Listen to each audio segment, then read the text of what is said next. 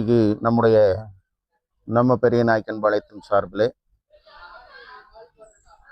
நம்முடைய பாபு அவர்களை சந்தித்திருக்கிறோம். பாபு என்று சொல்வதற்கு விட கவி அன்பன் பாபு என்று சொன்னால்தான் நம்முடைய கோவை கொங்கு மண்டலம் மட்டுமல்ல தமிழ்நாடு முழுமைக்கும் தெரியும். ஏனென்றால் பல்வேறு நூல்களை எழுதியிருப்பவர். தெரிந்த கோவை தெரியாத கதை என்ற தொடரை தினமலர் நாளிதழிலே மிகச் சிறப்பாக எழுதி பிரபலமானவர். அது மட்டுமன்றி இவரது கவிதை தொகுப்புகள் பல்வேறு பல்கலைக்கழகங்களிலே பாடங்களாக வைக்கப்பட்டிருக்கின்றன.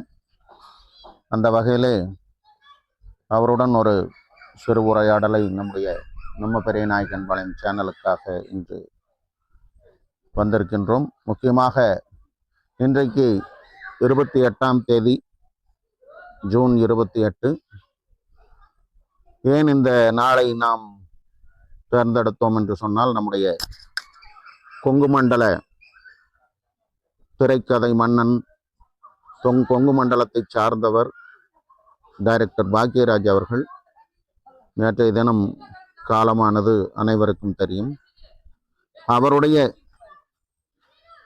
நினைவுகள் மற்றும் அது சார்ந்த விஷயங்களை இவருடன் பேசுவதற்காக நாம் இன்றைக்கு வந்திருக்கின்றோம். வணக்கம் சார். வணக்கம்.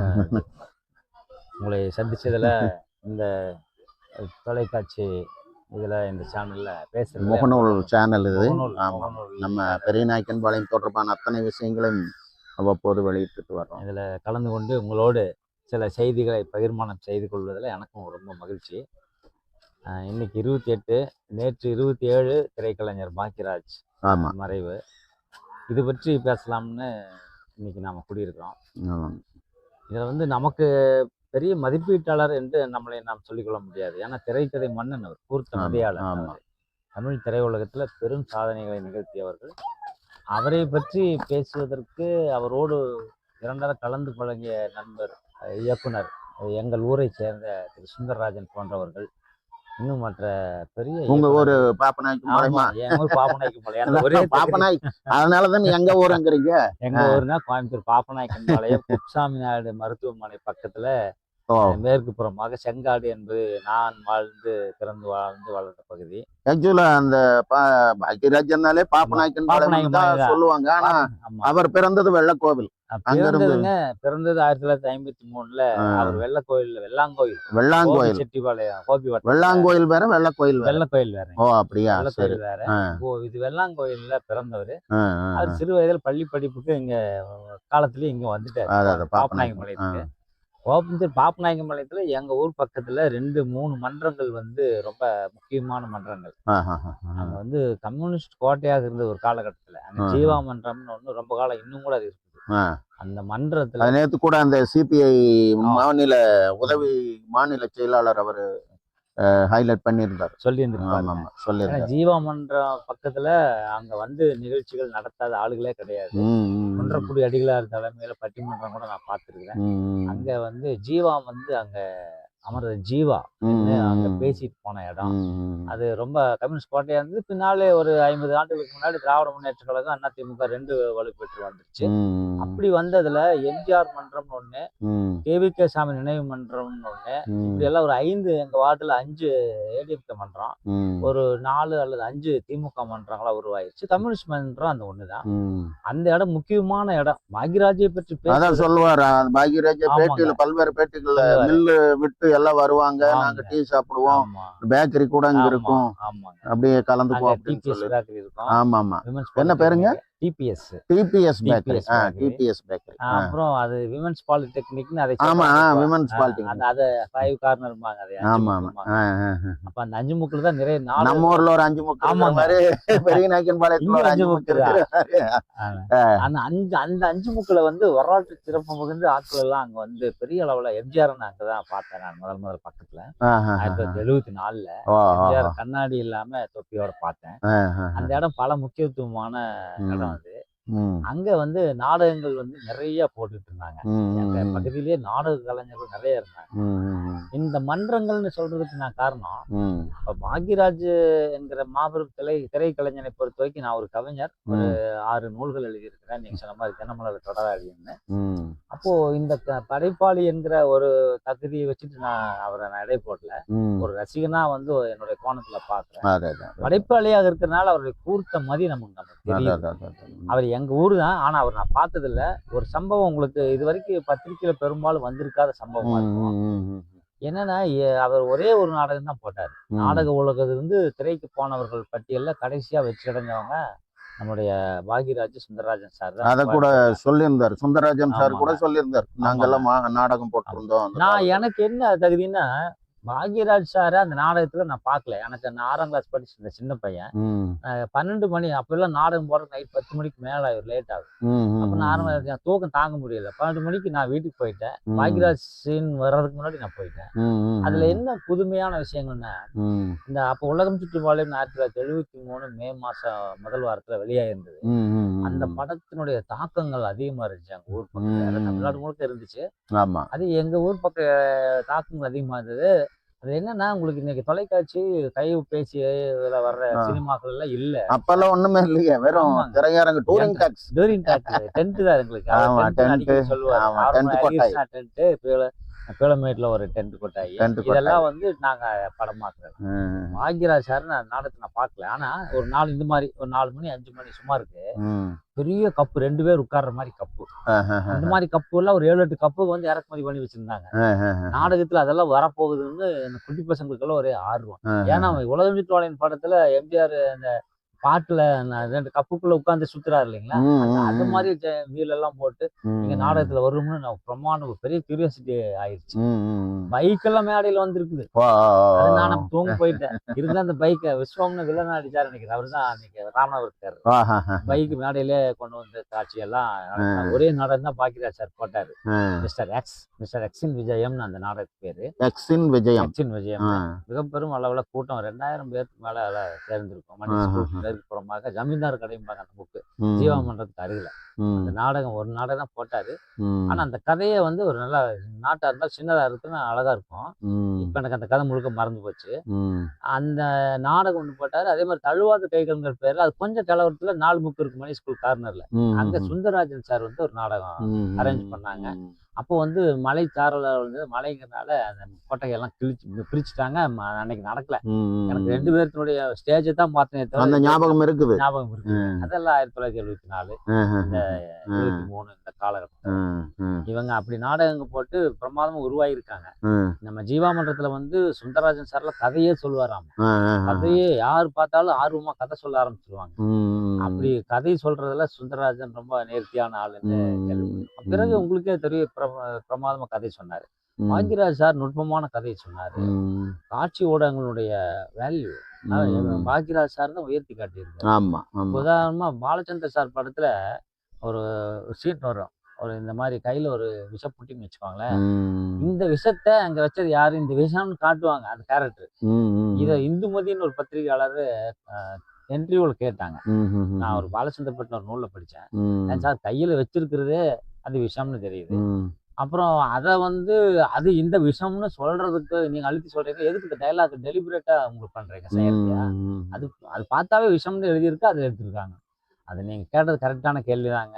நான் நாடகத்துக்கு சினிமாவுக்கு வந்தேன். லாஸ்ட் டிரைவர்ல உட்கார்ந்து இருக்கிறவனுக்கு கையில வச்சுக்கிறது விஷமா தெரியாது. அப்ப காது வழியிலதான் செலுத்தி ஆகணும். அப்ப ஸ்கிரீன் பிளேங்கிறது வந்து இப்ப காட்சி ஊடகம் வலிமை பெற்றுச்சு. அன்னைக்கு நாடக காலம் நாங்க அப்படியே எழுதி பழக்கப்பட்டு போச்சு. கேமராவுக்கான வேலையும் நாங்களே செஞ்சுட்டு இருக்கோம். அது தவறுதான் சொல்லி ஒத்துட்டார் பாலச்சந்தர். அந்த மாதிரி காட்சி ஊடகம் அப்படிங்கிறதுடைய வலிமை தனியானது.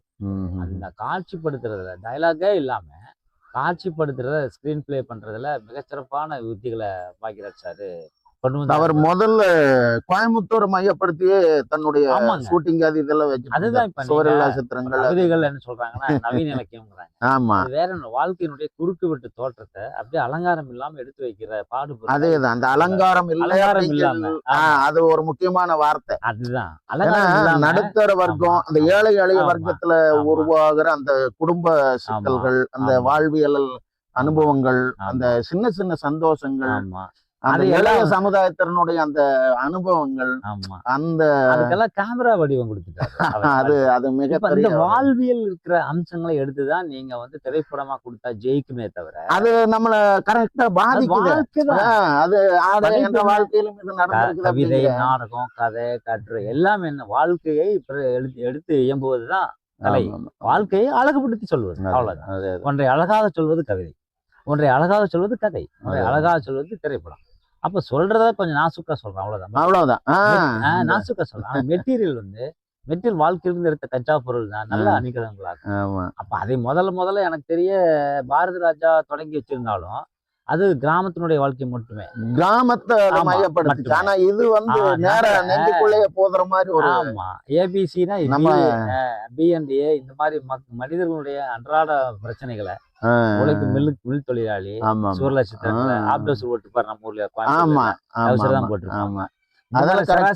சராசரி மக்களின் வாழ்க்கை டெய்லரு, சரோஜா குப்பையா கொட்டு அற்புதமான இது. என்னடா காளையன்னா எப்ப பார்த்தாலும் சலிச்சுக்கிறேன். அதுல முக்கியமா நான் நேத்து ஒரு அரை மணி நேரம் அந்த படத்தை பார்த்துட்டேன். இந்த அரை மணி நேரத்துல ஒரு 20 பழமொழியாவது நம்ம கோவை சொலவடைகளை நல்லா யூஸ் பண்ணிருக்காரு. முடங்குறதுக்கு பாய் இல்லைன்னா சடங்கு நிறுத்திட முடியுமா அப்படிங்கிற மாதிரி.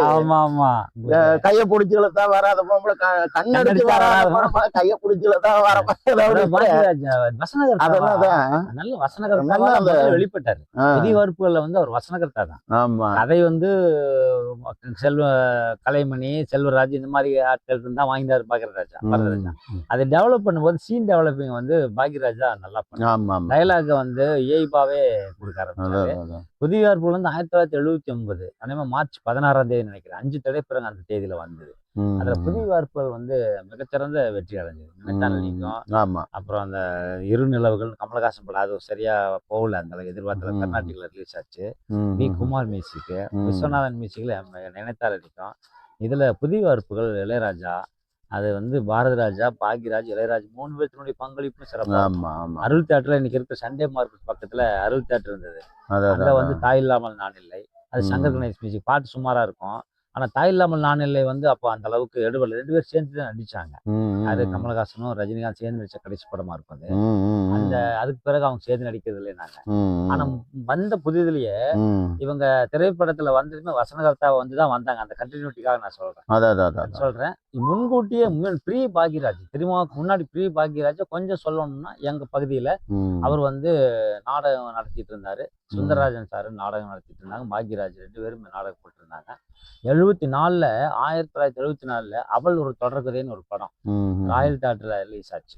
அந்த படம் பிரம்மாண்டமான படம், பாலச்சந்தர் படம், சாதாரண படம், அற்புதமான படம். அது இன்ஸ்பிரேஷன்ல தான் 2 பேரும் வந்து 2 பேர் இரட்டை இயக்குநர்களாகவே 2 பேரும் ஒரே படத்தை டைரக்ட் பண்ற மாதிரி நம்ம போயிடலாம் அப்படிங்கிற மாதிரி முடிவு கொண்டதா சுந்தரராஜன் சொல்லியிருக்காரு பேட்டியில.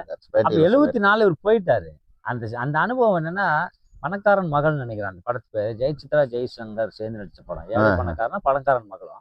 அந்த படத்துல ஒரு சின்ன முதல் நாள் அன்னைக்கு பாலகுருனுடைய அசிஸ்டண்டா இருந்து அங்க போயிருக்காரு. அவர் பாலகுரு தான் அந்த படத்துக்கு டைரக்ட் பண்றாருன்னு நினைக்கிறேன். அந்த படத்துல இவர் அசிஸ்டன்ட் டைரக்டரா போய் கிளாப் அடிச்சு முதல் நாள்லயே அந்த படத்தை மூடிட்டாங்க. என்னன்னா அது ஒரு தகராறு, ஈகோ தகராறு. ஷூட்டிங் நடத்துற இடத்துல வந்து ஹீரோ முதல்ல வர்றதா, ஹீரோவோட வேல்யூல சில ஆட்கள் இருப்பாங்க வில்லன்கள் கூட. யார் வேல்யூவானாலும் அவங்க கடைசியில் வருவாங்க, அது கூட கொஞ்சம் கம்மியானாலும் முன்னாடி வருவாங்க. இந்த மாதிரி இருக்கும் போல் இருக்கு. இவரு போய் டைரக்டர் சொல்லியிருக்காரு, வாசு சாரை கூப்பிட்டுவாங்க அப்படின்னு. அசிஸ்டன்ட் டைரக்டர் போய் வாசு கூப்பிட்டுருக்காங்க. ஜெய் வந்துட்டு அப்படியான்னு கேட்டிருக்காரு. ஜெயின்னு வரல சார், உங்களுக்கு தான் கூப்பிட்டு சொன்னாங்க. ஜெய் வந்ததுக்கு அப்புறம் சொல்லு. அப்புறம் அங்க போய் ஜெய் சார்கிட்ட ஜெய்சங்கர் சார்கிட்ட, சார் டைரக்டர் கூப்பிட்டாரு, வாசு சார் வந்துட்டாரா, வாசு சார் வரல சார், உங்களை கூப்பிட்டாருங்க சார், வாசு சார் வந்ததுக்கு அப்புறம் கூப்பிடு இப்படின்னு சொல்லியிருக்காங்க. ஓ அப்ப இந்த எல்லாம் இருக்கு. அப்பதான் அவருக்கு புரிஞ்சிருக்கு. அப்பதான் அவன் யாரோ சொல்லியிருக்காங்க, ஐயோ அப்படியெல்லாம் கூப்பிடக்கூடாது, எல்லாரும் வந்துட்டாங்க சார், நீங்க தான் பாக்கி கூப்பிடணும் வருவாங்க அவர்கிட்ட போய் ஜெய்கிட்ட போய் வாசல்லாம் வந்துட்டாரு, நீங்க தான் பாக்கின்னு சொல்லணும், அதுதான் அவங்க வருவாங்க, இது ஈகோ பிரச்சனை இருக்கு, அதை அட்ஜஸ்ட் பண்ணி போகணும்னு சொல்லியிருக்காங்க. அந்த ஒரு நுட்பம் மட்டும் முதல் படத்துல நான் கற்றுக்கொண்டேன், அதோட அந்த படத்தை ஊற்றி முடிட்டாங்க அப்படிங்கிறாரு அவர் ஒரு நூல்ல கற்று. அப்போ அந்த அனுபவத்தை முடிஞ்சதுக்கு அப்புறம் பாலகுரு சார் கிட்ட இருந்துட்டு இருக்காரு ரூம்ல. ஒரு கட்டத்துல பாரதி ராஜா சார் வந்து ஆர்ட் பிலிம் டைரக்டர்ஸோட இருந்திருக்காரு. உங்களுக்கு ஆச்சரியமான செய்தி ஒண்ணு உங்களுக்கு சொன்ன ஆச்சரியமா இருக்கும். பாரதி ராஜா வந்து 1977 16 வயதுல படம் வெளியாச்சு. நான் இப்ப செங்காட்டுல எம்ஜிஆர் மன்றத்துல உட்காந்து தினத்தந்தி, நான் 1976 தினத்தந்தியில படிச்சுட்டு இருக்கிறேன். நான் 9ஆம் கிளாஸ் படிக்கும் போது இருந்து பத்திரிகை படிக்க ஆரம்பிச்சேன். அப்ப எத்தனாவது படிக்கிறீங்க? எனக்கு 9ஆம் கிளாஸ். அப்பவே படிக்க ஆரம்பிச்சேன். சின்ன வயசு நல்ல மனப்பாடம் நிக்குங்களா. அப்ப 16 வயது நிலையில் ஒரு பத்தி செய்தி, சினிமா பக்கத்துல ஒரு பத்தி செய்தி, ஃபர்ஸ்ட் 16 போட்டுருந்தாங்க, எண்ணில எழுத்துல வயது நிலை போட்டு எங்க படப்பிடிப்பு எங்க மைசூர் பக்கத்துல எங்கேயோ போட்டிருந்தாங்க. அப்போ அந்த மைசூர் தான் பாரதி ராஜா எப்பவுமே மைசூர் தான் எடுப்பாரு. அப்ப 16 வயதுல படம் எடுக்கிறதுக்கு முன்னாடி அந்த வாய்ப்புல வந்து பாக்யராஜ் சாருக்கு அந்த வாய்ப்பு வந்திருக்கு. சுந்தரராஜன் சாருக்கு அது வந்திருக்குது. யார் 2 பேர்த்துல ஒருத்தர் போலன்னு அவர் போயிட்டாரு. இதுல என்ன ஆச்சரியம்னா அந்த அந்த போனதுமே அதுல எல்லாம் போனதுமே எல்லாம் ஒரு கேரக்டர் நடிப்பாரு. அதுல இந்த மாதிரி வயசான ஒரு கிழவன் வந்து ஆத்தா உடம்பு சொல்லாம போது மருந்து கொடுத்து அந்த அப்புறம் அந்த இது சத்யராஜ் கூட மென்ஷன் பண்ணாரு. அப்போ இதுல என்ன முக்கியமான விஷயம்னா அந்த அந்த படம் நடிச்சிட்டு இருக்கும் போது பாக்யராஜ் கோயம்புத்தூர்ல இருந்து போய் அங்கிருந்து 55 உள்ள போயிட்டாரு.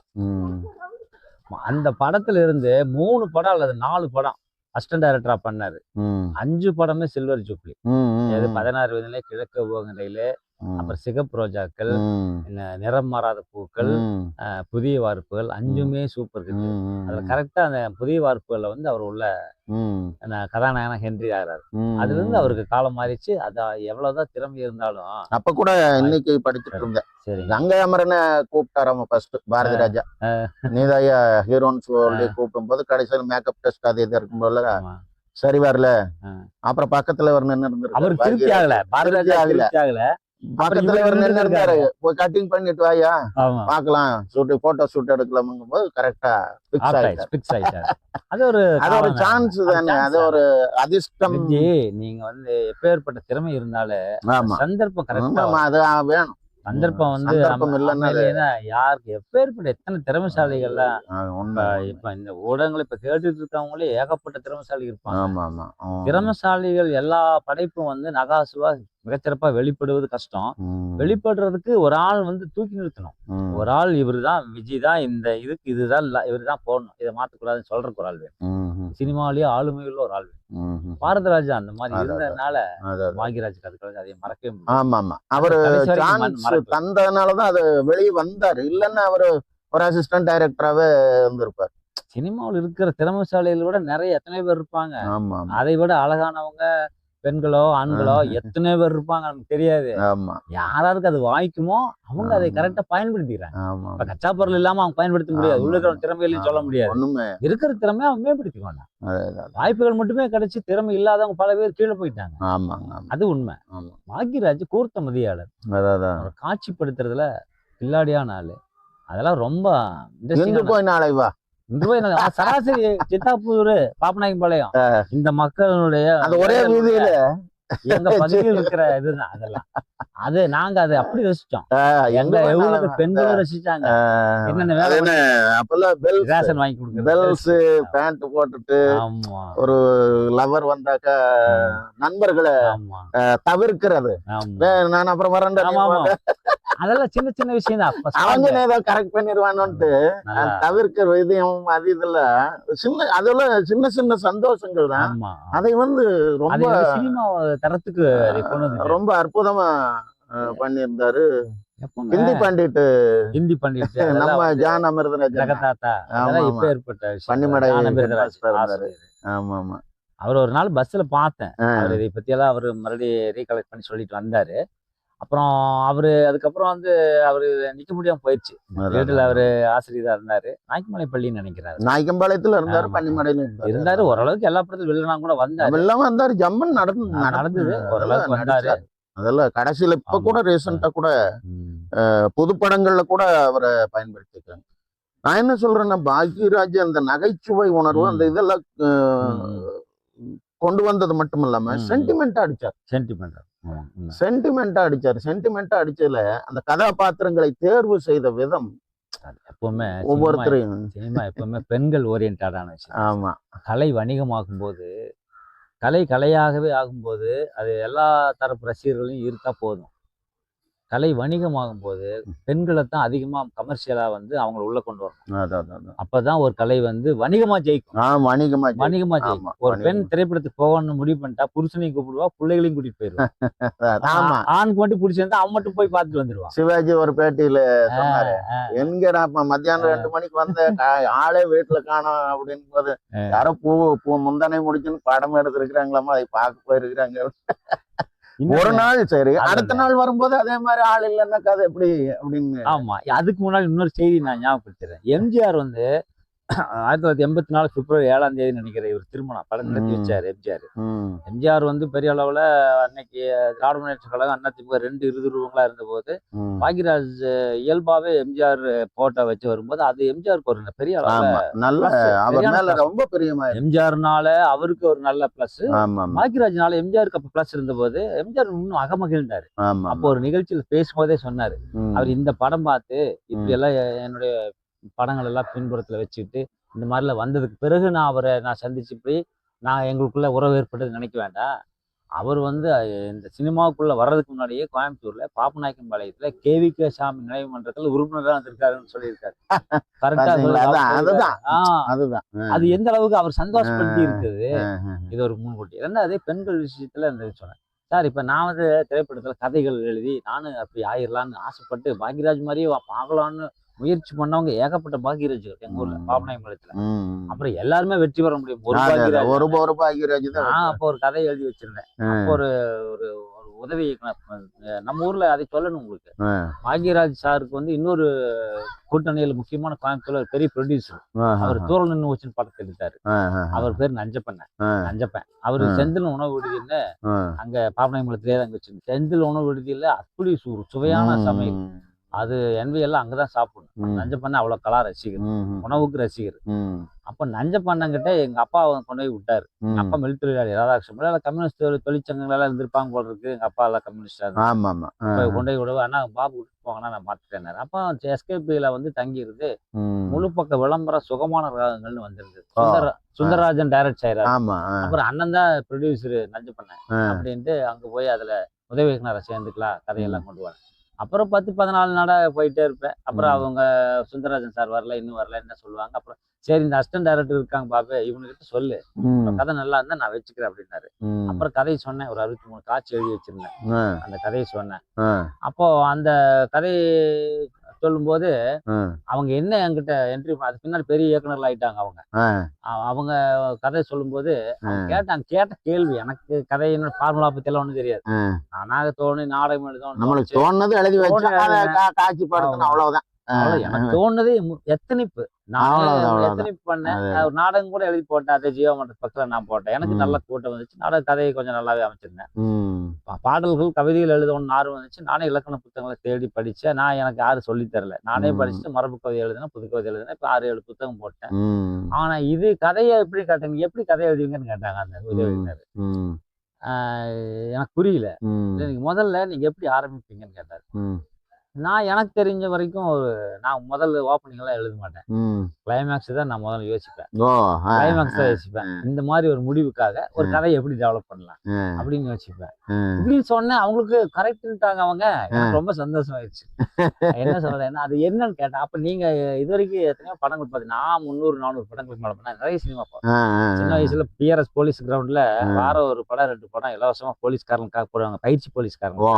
அப்ப நாங்க பக்கத்துல செங்காடு நாங்களாம் போய் உட்காந்து நாங்களா பூரா கூட்டம் பூரா வாரம் படம் பார்த்து அந்த ஸ்கிரீன் பிளேயருடைய அமைப்புகள்லாம் பார்த்தா ருசியா இருக்கும். நாமளும் புதிதாக கிரியேட் பண்ணி பாக்குறது. அப்படி ஓரளவுக்கு ஏறி இருக்க மாட்டேங்குது மண்டையில. அப்புறம் அவரு கேட்கவும் நான் கிளைமேக்ஸ் தான் எழுதணும்னு உங்களுக்கு யாரு யாருமே சொல்லி கொடுக்கலைங்க. ஒரு முடிவுன்னு இருந்தா தானே முடிவுக்கு தகுந்த மாதிரி இட்டு கட்டி அப்படின்னு கேட்டேன். அப்படின்னா நீங்க உங்களுக்கு எத்தனையோ படம் பார்த்துருப்பீங்க, உங்களுக்கு பிடிச்ச படம் எதுன்னு கேட்டாங்க. எனக்கு பிடிச்ச படம் வந்து 2 படம் தான் சொல்றேன். 2 படம் என்ன, ஸ்ரீதர் டைரக்ட் பண்ண படம் சார், நெஞ்சில் ஒரு ஆலயம். அப்புறம் இன்னொன்னு இப்போ சமீபத்தில் வெளிவந்த படம் முந்தானை முடிச்சு. முந்தானை முடிச்சு உங்களுக்கு பிடிக்குமான? முந்தானை முடிச்சா சார் நல்லா பிடிக்கும். எப்படி அதை பத்தி இப்படி விமர்சனம் சொல்றாங்களே? ஆமா சார், கதை அருமையான கதை சார். என்ன சார், லாக் பலமா போட்டிருக்காருங்க. அந்த கதைக்கு அவிழ்க்க முடியாத முடிச்சு போட்டிருக்காரு. அது இடைவேளையில அப்படி உழுகுது. எந்த குழந்தையினுடைய நலனை அவர் கேட்டார் கேள்வி. முந்தானை முடிச்ச கதைய ஒரு 3 நிமிஷம் சொல்ல முடியுமான்னு கேட்டார் அந்த இவர் டைரக்டர். அப்படி சொன்னேன். ஒரு எந்த குழந்தையினுடைய நலன் பாதிக்கப்படும்னு முதல் மனைவி இறந்ததுக்கு பிறகு 2வது மனைவி கல்யாணம் பண்ணக்கூடாது, 2வது மனைவியை ஆக்கக்கூடாதுன்னு நினைச்சாரோ, அந்த குழந்தையினுடைய நலனே பாதிக்கப்படுற மாதிரி இவன் மேல உள்ள ஆசையால அந்த குழந்தைய கீழே போட்டு தமிழ்நாடு பெண்கள் சென்டிமெண்ட் அந்த குழந்தைய தாண்டிட்டான். அந்த தாண்டும் போது இடைவேளை போடுறான். சரி, அப்ப இனிமேல் வந்து பச்சை குழந்தையினுடைய நலன் பாதிக்கப்படுங்கிறத பத்தி கூட கவலைப்படாம கல்யாணம் தான் பெருசுன்னு தாண்டிட்டாலே இவளை எப்படி சேர்றதுன்னு கல்யாணம் வலுக்கட்டாயம் பண்ணி வச்சுக்கப்புறம் சேரல. அவங்க சேர்றதுக்கு அருமையா உடைக்கிறாரு. எந்த ஒரு பொண்ணுமே கண்ணி கல்யாணத்துக்கு முன்னாடியே கர்ப்பத்தடை பண்ணிக்க மாட்டாங்க. ஆனா குழந்தையின் நலனுக்காக கர்ப்பத்தடை பண்ணி பெண்மையே வேண்டான்னு சொல்லிட்டு வம்ச விருத்தியே வேண்டான்ட்டு இப்போ கர்ப்பத்தடை பண்ணிக்கிறான்னு முடிவு வந்துட்டு கேள்விப்பட்டதுமே அந்த லாக் உடைஞ்சிருது. அருமையான கிளைமேக்ஸ் வச்சு எழுதியிருக்காரு சார். அதுதான் அது பாக்யராஜ் சார் செய்வாரு. இல்ல ஏதோ ஒரு இடத்துல நம்மளை அழகு வச்சிருவாரு. ஆமா, உடைச்சிருவாரு. எந்த இதுக்கு எங்க சின்னராசா என்ன விஷமே வச்சுட்டா. ஆமா, விஷம். அப்ப விஷம் குடிக்கும் போது கூட வச்சது விஷம் இல்லைங்கிறான். ஆமா, அதுவும் அப்பவும் விஷம் இல்லைங்கிற அந்த நம்பிக்கை எங்க அதத்தான் மேல எனக்கு நம்பிக்கை. வேற வழியே இல்ல. அந்த வில்லி கேரக்டர் சேஞ்ச் ஆயே தீரணும். இந்த நம்பிக்கை பார்த்துட்டா பெண் தானே. சரஸ்வதி நேத்து கூட சொன்னாங்க. அப்போ அப்படிங்களா? ஆமா, நேத்து கூட. அப்போ இப்படி ஒரு அழகான ஒரு ட்ரீட்மெண்ட் கூட, ஒரு நாட் கரெக்டான பூட் கரெக்டா போடுறாரு, சாவி கரெக்டா இதயத்துல வச்சிருக்காரு, திறந்துடுறாரு கதைய. அப்புறம் சீன்ஸ் டெவலப் பண்ணிட்டு போறாரு. கூர்த்த மதியாளர்னு சொல்லி நான் ரொம்ப அது நீங்க இப்ப பாப்பநாயக்கம்பாளையம் பிஆர்எஸ் கிரவுண்டு இலவச போடுவாங்கல்ல, அத சுத்தி என்னென்ன உங்களுக்கு தெரிஞ்ச பகுதிகள் இருந்தது? இப்ப அது காபி கடை பிஆர்எஸ் இருக்கு சார். இல்ல அப்போ இல்ல, இப்ப இருக்கு. அது இன்னும் இருக்கு, பிஆர்எஸ் இருக்கு. இல்ல நீங்க காபி கடை அந்த அண்ணா சிலை இருக்குல்ல சார், அண்ணா சிலை 4 கார்னர் இருக்கு. அவனேஸ் ரோடு மேம்பாலம், இந்த பக்கம் இதயதேவ மாளிகை போலீஸ் ஸ்டேஷனுக்கு போற வழி, இந்த பக்கம் நேரா வந்து பாலசுந்தரம் ரோடு, வடக்கு நேரா உங்களுக்கு வந்தீங்கன்னா வடக்கு வர ரோட்ல தான் போலீஸ் கிரவுண்டு, அதை ஒட்டி போலீஸ் குவார்டர்ஸ். அந்த போலீஸ் ஒட்டி வந்து ரங்கசாமி நாடுன்னு ஒரு தோட்டசாலை, அவரு தோட்டம். அதுல வந்து புறம்பா குடம் நினைச்சிட்டு எங்க அப்பா அவங்கள போய் புடிச்சுக்கிட்டது.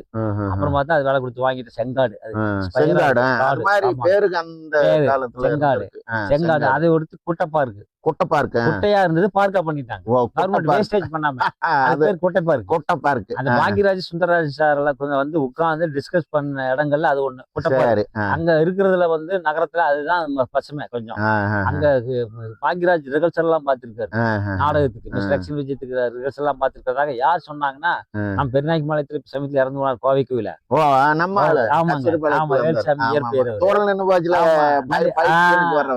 அவர் பாக்யராஜுக்கு ரொம்ப பழக்கம். ஆமா, அப்போ அந்த அவர் ஒரே போட்ட நாடகத்துக்கு அது பெஞ்ச் எல்லாம் வண்டி இருந்து ஸ்கூல்ல இருந்து எடுத்துட்டு வந்து போட்டதுல நானும் ஒருத்தம்பாவே எனக்கு அது பெருமையான விஷயம் சொல்லுவாரு. அப்புறம் அவர் பொய்சாட்சியில வாய்ப்பு கொடுத்தாரு.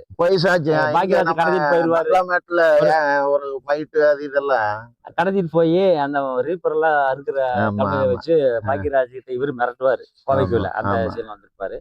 அப்புறம் தோரணன் வச்சுல இந்த கோதாவளி எல்லாம் இருப்பாரு. அவரு ஒரு கோதாப்பட்டி அப்ப இருந்துச்சு.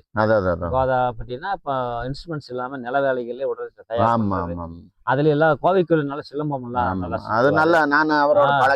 நல்ல பால் பயிற்சி நல்லா இருந்தது. தோழன் வச்சுக்கிறது எங்க கோதாப்பட்டி. நான் 13 வயசுல கோதாப்பட்டியில சேர்ந்துட்டேன். அது என்ன பேரு? அது